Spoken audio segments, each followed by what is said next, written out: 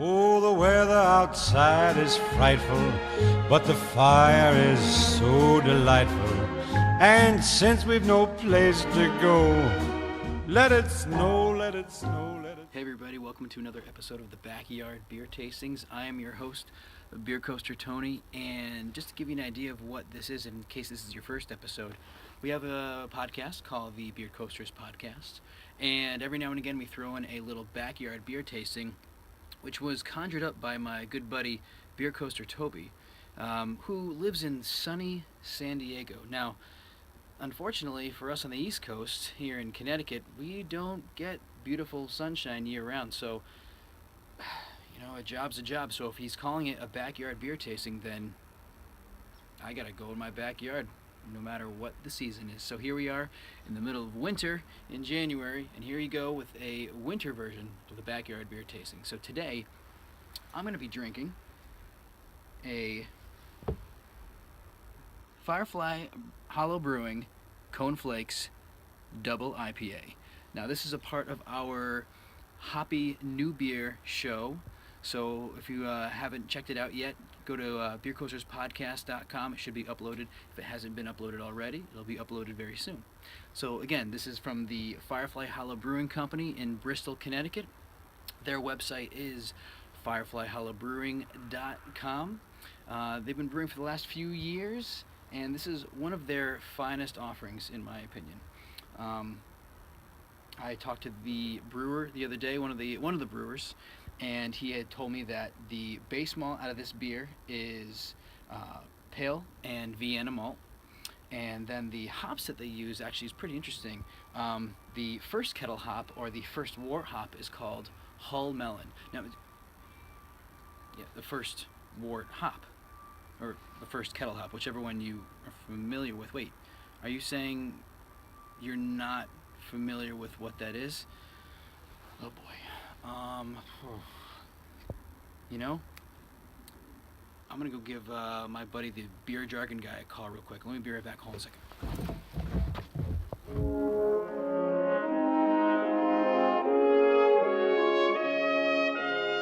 And now time for craft beer jargon.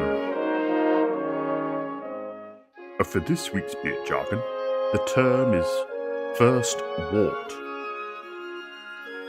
First wort hopping refers to a brewing practice wherein hops, usually those typically used as aroma additions, are added to the kettle prior to boiling the wort and remain throughout the duration of the boil. It's a fairly old method that began to regain popularity over the last decade. It has become more popular with homebrewers due to the claims it imparts a smoother bitterness than a traditional 60-minute bittering addition, while also improving the aromatic hop character of the beer.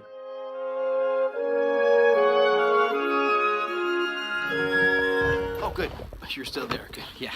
So every now and again, you know, when it comes to terms like first wort hop or first kettle hop, we have to call in our good buddy, the Beer Jargon Guy, and he's always there when we need him. What a guy, what a guy. Anyway, moving on. So other hops that they used in this beer, for the bittering hop was CTZ. And they also threw in a little bit of Galaxy, Mosaic, and Nugget. And then at the end of the boil, when they brewed this beer, they whirlpooled a little Amarillo and get a little bit more Mosaic. So without further ado, let's go check this out, huh? So again, this is the Cone Flakes IIPA. It cranks in at 7.7%, 90 IBUs. Oh, and I just happen to have a nice glass right here. You mean you don't have a glass just waiting outside in the snow all the time, just in case you're doing a backyard beer tasting? Well, maybe you should. All right. On the pour here, a nice hazy orange color. Quick shout out to my sister for the fantastic Oregon Trail glass. For those of us that knew the Oregon Trail back then. But yeah, we got some hazy orange highlights, about a finger, human finger of head. Decent amount of carbonation. Pretty hazy. It looks a little like it's got some particulates floating around in there. See how it smells. Ooh. Even in this frigid Connecticut weather, there's a big old nose in this guy. Yeah, lots of tropical fruits, some grapefruit perhaps. Maybe a little bit of orange peel. I think I'm at like 4 or 5 sniff counts for those of you that like to keep track at home. Yeah, nice bright citrus flavors, all from the myriad of hops that these guys use. It certainly smells delicious, so cheers. Let's give it a taste. Taking a sip, yeah.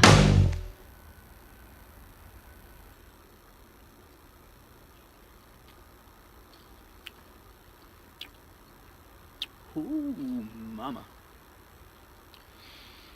Let's get a nice bitter old kick in the teeth right when you take that first sip.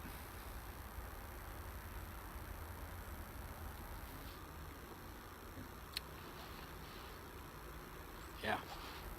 Phew. One of the cool things about this beer is that when I spoke to the assistant brewmaster, he had said that they had just canned this probably about maybe 10 days ago. So this is just about as fresh as they come.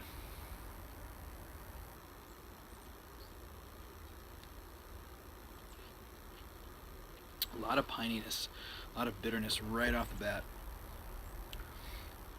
Again, I always talk about this, but your taste buds just have to adjust to this guy.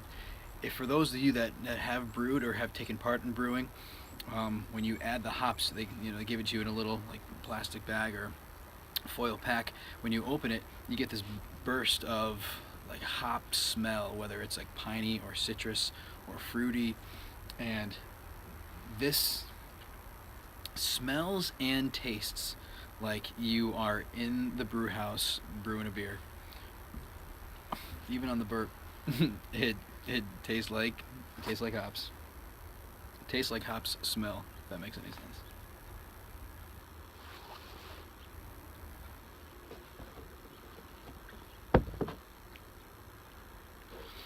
Yeah, a lot of pininess off the top.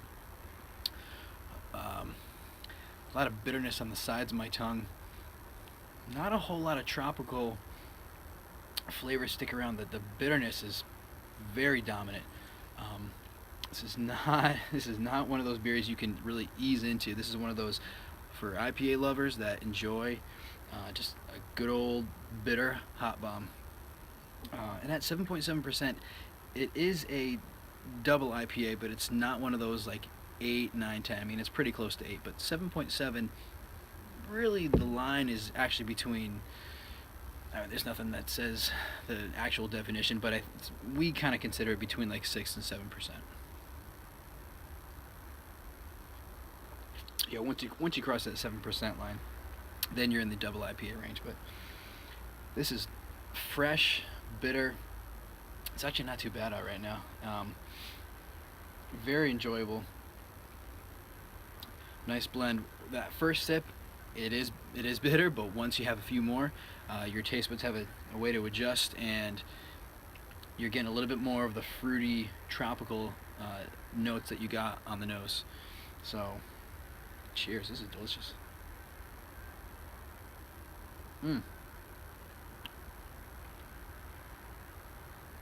So, for those of you that haven't checked out the Beer Coasters podcast, we do a 5-pint rating system. 1 being something that is not that good, to 5 being it's pretty flawless. This beer, every now and again on the Twitterverse, I'll get a heads up that they're going to be canning this. I try to get there every time they do this. This is one of my favorites that I look forward to all the time. And you know what? Shout out to Hashtag CT Beer for the local guys. This is going to be a 5-pinter. This is one of my favorites that I look forward to all the time. It's bitter. It's what you want in a double IPA. It's not too sweet. Sometimes those bigger IPAs can be like thick and syrupy. This is fresh, especially as a home brewer. It tastes like hops smell. You get that tropical, you get the bitter, you get all the food groups are represented, so to speak. So 5 pints from me to you. Some stats on this is also on Untapped. It ranks in at a 3.97 out of 6,069 ratings. Popular locations to drink this beer are the Beachland Tavern and the Park Tavern, both in West Hartford, and the Parrot Delaney Tavern in New Hartford. And there you have it. Year-round backyard beer tastings by the Beard Coasters podcast. I am your host, Beer Coaster Tony. Thanks again for joining me, and check out beercoasterspodcast.com on iTunes, or check out the website. We're all over the place. Appreciate you taking the time. Cheers. So delightful. And since we've no place to go, let it snow, let it snow, let it snow.